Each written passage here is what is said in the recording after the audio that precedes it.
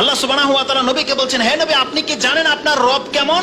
তিনি এমন এক সত্তা যিনি মানুষ তার নিজের উপরে অনেক বেশি অত্যাচার, অনেক বেশি জুলুম করে থাকে, তারপরে আপনার রব তাকে ক্ষমা করে দেয়। এটা হচ্ছে আপনার রব। আল্লাহ সুবহানাহু ওয়া তাআলা বলছেন, ওয়া হুয়া ইয়াকবালু তাওবাতা আন ইবাদিহি ওয়া ইয়াফু আনিস সাইয়্যাত। সুবহানাল্লাহ। আল্লাহ সুবহানাহু ওয়া তাআলা সূরা সূরা 42 নম্বর সূরার 25, 30 এবং 34 নম্বর আয়াতটি আপনি পড়ুন। আল্লাহু আকবার। আল্লাহ সুবহানাহু ওয়া তাআলা তার পরিচয়টি এমন ভাবে ব্যক্ত করেছে, আমি এক আরব শেখ বক্তব্য শুনতেছিলাম, সুবহানাল্লাহ, সে কেটে দিলেও এই কথাগুলো বলতে বলতে তাকে প্রশ্ন করা হচ্ছে যে, শেখ, আল্লাহ তার সমস্ত পাপ মাফ করে দেবে? তাকে প্রশ্ন করা হচ্ছে, সমস্ত পাপ মাফ করে দিবে? বলছে ওয়া ইয়াফু আনিস সাইয়্যাত। সে বারবার এই কথাটাই বলতেছে। বলছে তার সে সুদ খেয়েছে, মাফ করে দিবে? বলছে ওয়া ইয়াফু আনিস সাইয়্যাত। সে জিনা করেছে, মাফ করে দিবে? ওয়া ইয়াফু আনিস সাইয়্যাত। আরে সবচেয়ে বড় পাপ তো যে ব্যক্তি আল্লাহ ছাড়া অন্যকে সেজদা করেছে, এমন ব্যক্তিকে আল্লাহ মাফ করেনি? যারা আল্লাহর কাছে তওবা করে সাহাবীরা ফিরে আসেনি, তারা আল্লাহর কাছে তওবা করে নেয়নি, যারা আল্লাহকে মাবুদ হিসেবে মেনে নিয়েছে, তাদেরকে আল্লাহ মাফ করে দেয়নি? তে বলছে ওয়া ইয়াফু আনিস সাইয়্যাত। আস-সাইয়্যাত, তার জীবনের সমস্ত পাপকে আল্লাহ মাফ করে দেবে। আপনি কি জানেন ওয়া ইয়াফু, আফু মানেটা কি? কদরের রাতে আপনারা একটা দোয়া করে থাকেন, কদরের রাতে দোয়া, আল্লাহুম্মা ইন্নাকা আফুন তুহিব্বুল আফওয়া ফাফু আন্নি। এই দোয়া করেন? শুনেছেন কখনো? তার মানে কি জানেন? ক্ষমা এক জিনিস আর আফু আরেক জিনিস। আপনি আল্লাহকে বলছেন, আল্লাহুম্মা ইন্নাকা আফুন তুহিব্বুল আফওয়া। আল্লাহ, তুমি ছেড়ে দেওয়াটাকে ভালোবাসো, তুমি হচ্ছে ছাড়নেওয়ালা সত্তা, তুমি ছেড়ে দেওয়াটাকে ভালোবাসো। আল্লাহ, আমাকে ছেড়ে দাও। কেমন ছেড়ে দাও জানেন?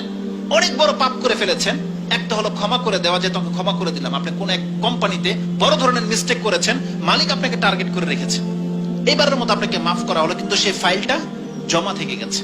কিন্তু আপনি যদি প্রিয় পাত্র হন, খুব আপন কাছের কেউ হন, তখন সে বলল, যা ছেড়ে দে, এটা কিছু না।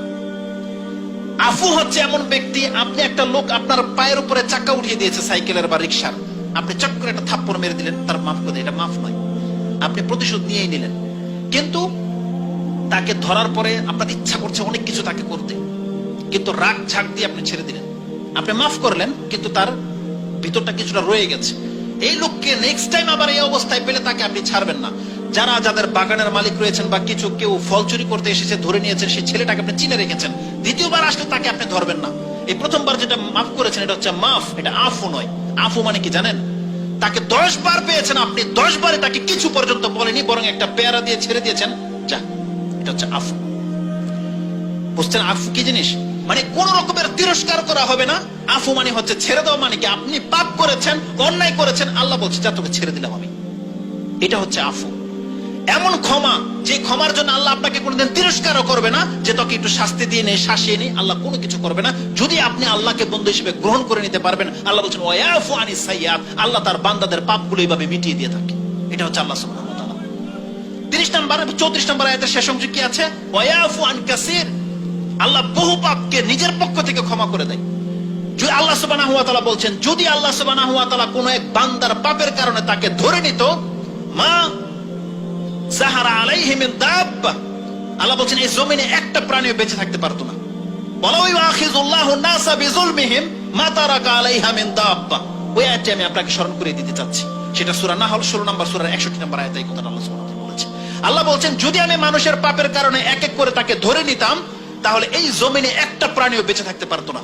তার মানে এই যে আপনি এত পাপ করে দেখেন, কেউ জানে না, আপনি জানেন, আপনার রব জানেন আপনি কত বড় পাপী, তারপর আপনাকে আল্লাহ শাস্তি কেন দিচ্ছে না জানেন? এটা তার দয়া। এটা তার দয়া। কারণ এখন পর্যন্ত হয়তো আপনার মধ্যে ভালো কিছু আছে, যে আপনি আল্লাহর বান্দা হয়ে আছেন, হয়তো আপনি শিরিক করেন না, এই জন্য আল্লাহ আপনাকে মাফ করছে। তবে যারা বেশি পাপী, চরম পাপী, তাদের জন্য একটা দুঃসংবাদ রয়েছে। কারণ রাসূল সাল্লাল্লাহু আলাইহি ওয়াসাল্লাম বলছেন, এই জমিনে যদি কোনো ব্যক্তিকে তার পাপের কারণে শাস্তি না দেওয়া হয়, তার জন্য দুইটা অপশন। হতে পারে আল্লাহ তাকে পরকালে মাফ করে দেবে, অথবা হতে পারে আল্লাহ তাকে পরকালে ডাবল শাস্তি দেবে। এটা খুব কঠিন কথা। এই জন্য যারা পাপ করছেন আর শাস্তি থেকে মাহরুম হয়ে গেছেন, আপনি ভাইবেন না যে আল্লাহ সুবহানাহু ওয়া তাআলা হয়তো আপনাকে ছেড়ে দিয়েছে। না, আপনাকে ভয় করা উচিত আল্লাহকে। কারণ ইন্না রাব্বাকা লাশাদীদুল ইকাব। হে নবী, আপনার রবের ক্ষমার দিকে যদি কোনো ব্যক্তি না আসে, তবে জেনে নেন, আপনার রব যদি কাউকে ধরে নেয়, আপনার রবের পাকড়াও কিন্তু বড় কঠিন।